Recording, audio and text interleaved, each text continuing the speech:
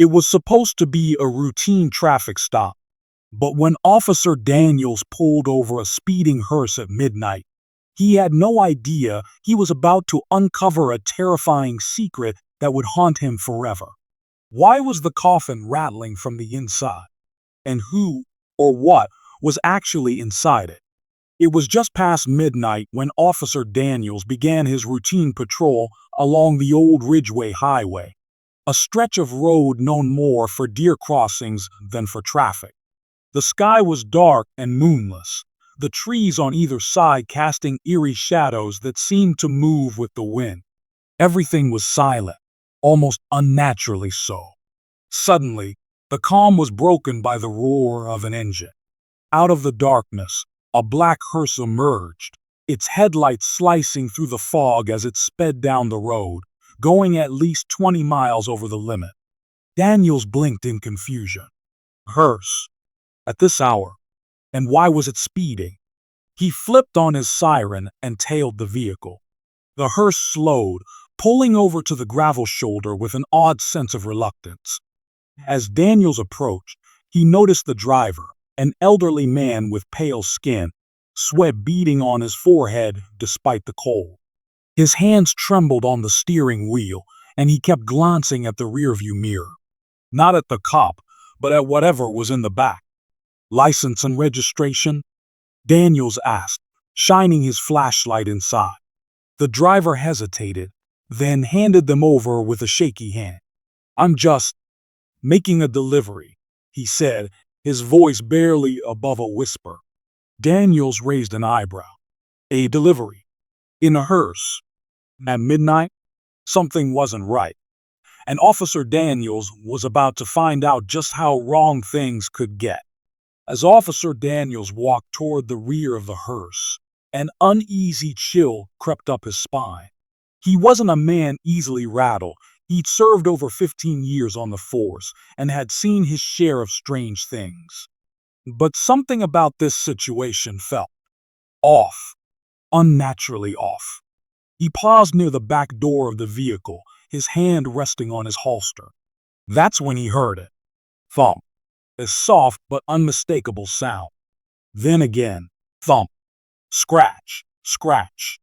Daniels froze. The sound was coming from inside the coffin. He turned to look at the driver, who was now standing outside, wringing his hands and looking pale as a ghost. His eyes darted between Daniels and the back of the hearse. "Did you hear that?" Daniels asked. The old man didn't answer immediately. His voice cracked when he finally spoke.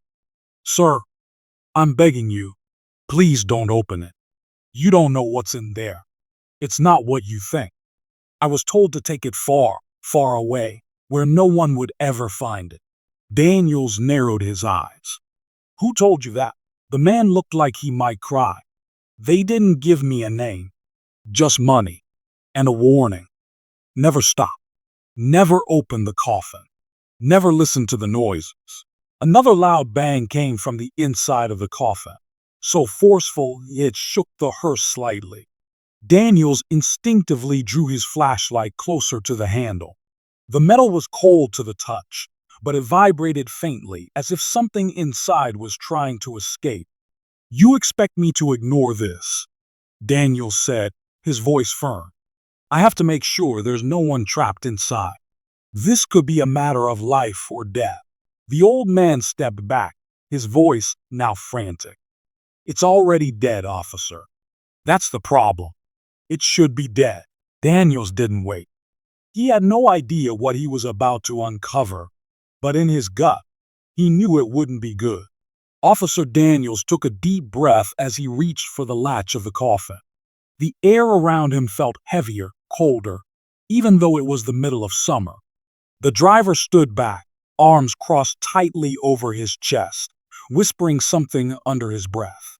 A prayer, maybe, or a warning. Daniels ignored it. With a loud click, the latch gave way. The coffin lid groaned as he slowly lifted it open. The stench hit him first, a wave of rot, mold, and something sickly sweet, like spoiled meat mixed with old perfume. He gagged, stepping back momentarily, but his flashlight remained fixed on the open box.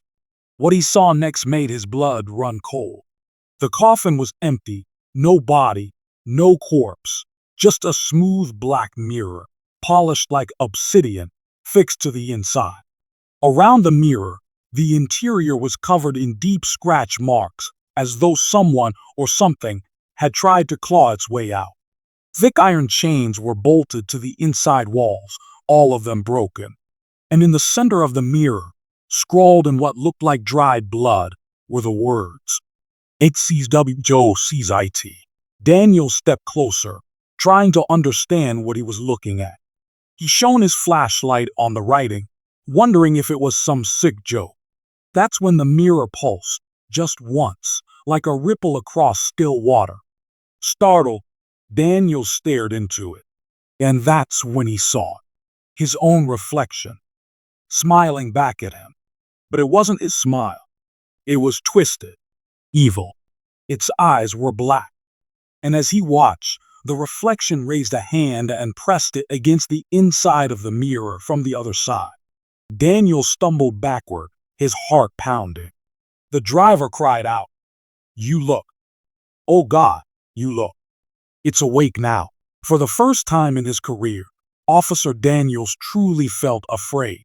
Not of a man, not of a criminal, but of something ancient, cursed, and beyond explanation. And it had just seen him. Officer Daniels couldn't tear his eyes away. The reflection in the mirror, it was him, but not him. The face looked exactly like his own, down to the scar on his chin and the mole on his cheek. But the expression was entirely wrong. It was grinning, wide, unnatural, like something trying to imitate a human smile and failing. Then, the eyes in the reflection changed. They turned pitch black. Suddenly, a whisper filled his ears, not from outside, but inside his head. "Let me in." He stumbled back, his mind spinning, but his body felt frozen, like something was holding him in place. He blinked and realized he couldn't hear the wind anymore. Couldn't hear the driver. Couldn't hear anything.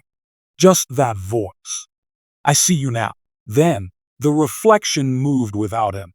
Daniels hadn't moved an inch, but the version of him in the mirror tilted its head slowly, then began mouthing words he couldn't hear, like a silent curse. Blood began to leak from the mirror's frame, dripping into the bottom of the coffin. Daniels tried to look away, tried to move, but it was as if the mirror had latched onto his mind. From the corner of his eye, he saw the old driver fall to his knees, sobbing. "I told them not to send it through here. I told them it would find someone. Someone strong." The whispering in Daniel's mind grew louder. A chant, a pull, something ancient. He finally broke eye contact, stumbling backward until he fell against the guardrail. His vision blurred, and for a split second, the world looked wrong, like everything was upside down, twisted. The trees bent toward him. The stars above seemed to flicker out. Then, silence. When he looked back, the mirror inside the coffin was still just a mirror again. The scratches, the chains, the blood, gone, as if it had never happened.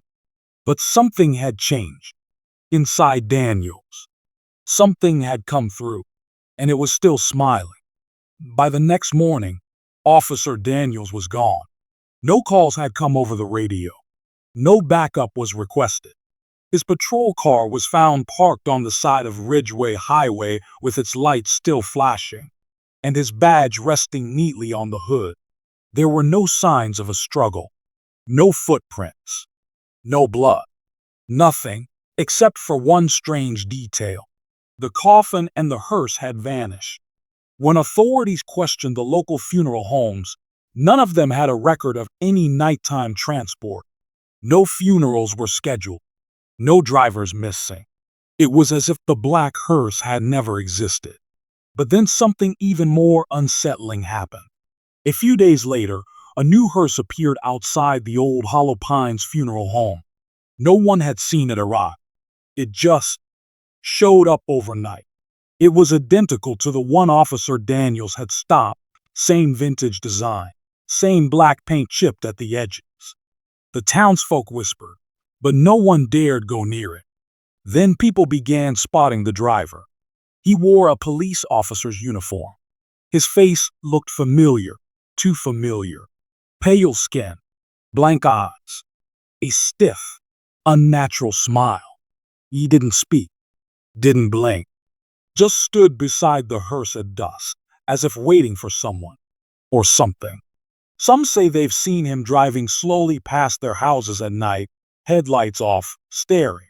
Others claim if you get too close to the hearse, you can hear a faint scratching from the inside, and whispering that sounds just like your own voice.